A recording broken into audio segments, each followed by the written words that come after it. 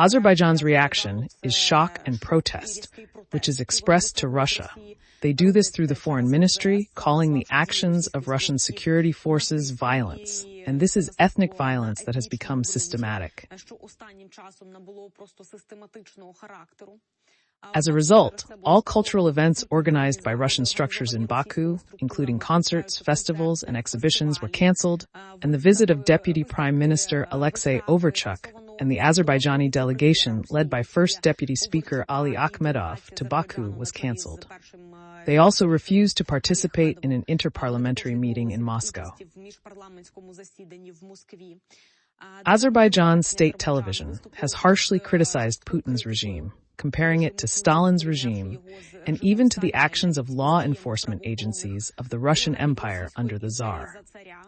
I think that this is criticism from Azerbaijan and from the Azerbaijani side, but I think that it is praise for Putin, because he always compares himself to the tsars and tries to revive the Russian Empire. So for him, it's just like honey. And the journalist asked him directly, "What happened, Putin? Are you so worried about Azerbaijan becoming a strong state? I mean, why now? Not in 2023, not in 2020, and not even in 2015. If these murders you are talking about now took place in the period of 2021-2011, then why did you decide to act so demonstratively now? Have you really started to fear Azerbaijan, that Azerbaijan has become or is becoming a strong state?"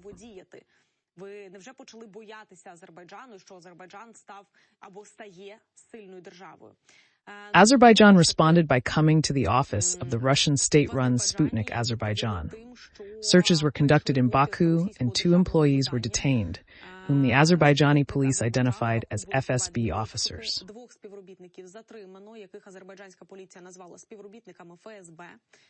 This happened despite the fact that Azerbaijan announced the liquidation of this agency back in February 2025. They are detained. True, we should not expect that they will be treated in Azerbaijan the way they were treated in Russia, but nevertheless, they are now in jail or detained there. Moscow said that such a response by Baku to the actions of Russian law enforcement was irreparable. And Putin's spokesman Peskov expressed regret over Baku's decision, hinting that the events in Yekaterinburg were an internal matter for Russian security forces and should not spoil strategic relations. Peskov said that they are interested in continuing to develop good relations with Azerbaijan. Let me remind you that in the past, I don't know if it was Peskov, but the Russian management services were saying that it was necessary to establish good relations with Ukraine.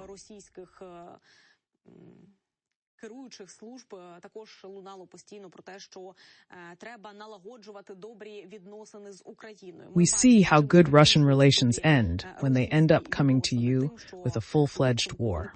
They cross the line of contact and say that this is now their territory while fully staying and killing Ukrainians on Ukrainian territory.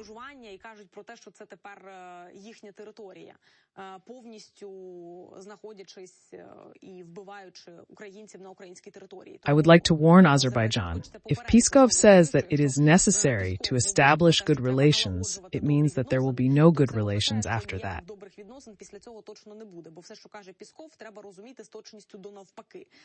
Kremlin-controlled Telegram channels also stood up for the security forces, criticizing Baku. Who else can they criticize? They detained and killed at least 2 people and then criticized Baku.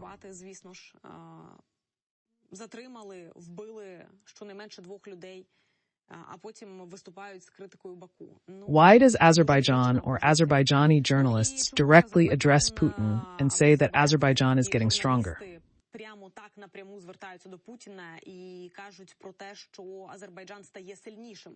Because after winning the war against Armenia, or after regaining its territories, I am not taking sides now. I am voicing the information that is available.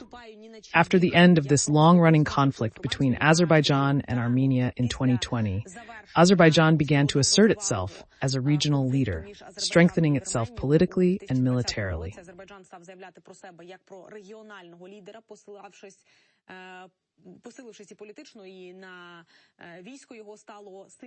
President Ilham Aliyev has become a semi-legendary figure there.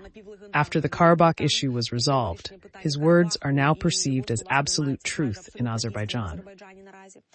Against this background, Moscow's influence on Azerbaijan has also weakened, as after Russia's full-scale invasion of Ukraine, Moscow has weakened its positions in the South Caucasus.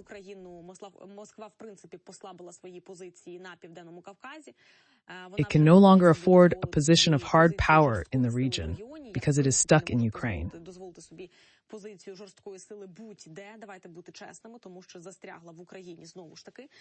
Azerbaijan has increasingly started talking about its independent foreign policy, sending signals of distance.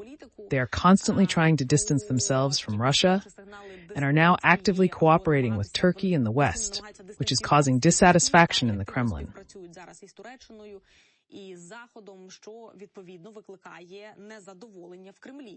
Despite signing a declaration of allied cooperation 2 days before the invasion of Ukraine, Azerbaijan calls the territories of Ukraine seized by Russia occupied and sends humanitarian aid to Kyiv. This means that it does not support Putin's policy and does not agree with his methods of resolving the issue with Ukraine. In terms of economic and energy interests, Russia forgives Baku a lot because of its participation in projects that link it to the outside world under sanctions, in particular through key gas pipelines and a branch of the north-south transport corridor that gives Russia access to Asian markets. Azerbaijan is a strategically important transit center for the supply of hydrocarbon resources to the EU and for the transportation of energy from Central Asia through the Central Asian corridor. The Kremlin is seeking to break or control the parallel vertical of the influential Azerbaijani diaspora and Russia's shadowy structures.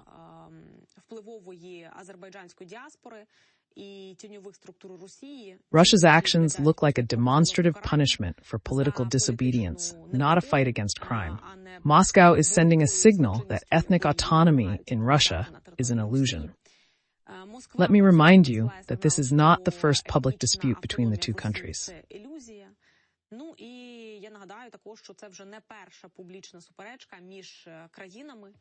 In the last year, at the end of 2024, the Russian air defense system mistakenly shot down an Azerbaijani passenger plane over Grozny, which was the most serious test of the relationship. Putin apologized, but it was not enough. Aliyev demanded reparations, which Putin refused.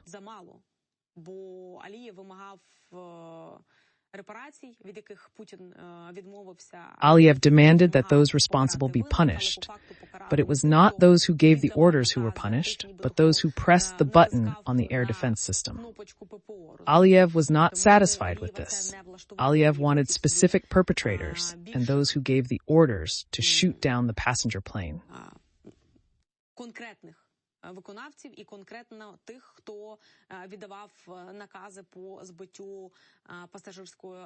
For a long time, Putin did not admit that it was Russian air defense that did it, and did not admit that the plane was shot down. He sort of apologized, but not for the fact that they shot down the plane, but for the fact that this incident happened in Russian airspace, because he said there were drones flying at the time, and we were targeting drones. Accordingly, it so happened that your plane was in the range of Russian air defense, and we, had nothing to do with it. There was no need to fly through Russian space. You should have closed Russian space if you were fighting drones at that moment. This issue was aggravated even then. Similar incidents involving Azerbaijanis in Russia have occurred before. The assassination of Vakil Abdullayev in 2021, but it did not provoke such a harsh official reaction from Baku as it does now.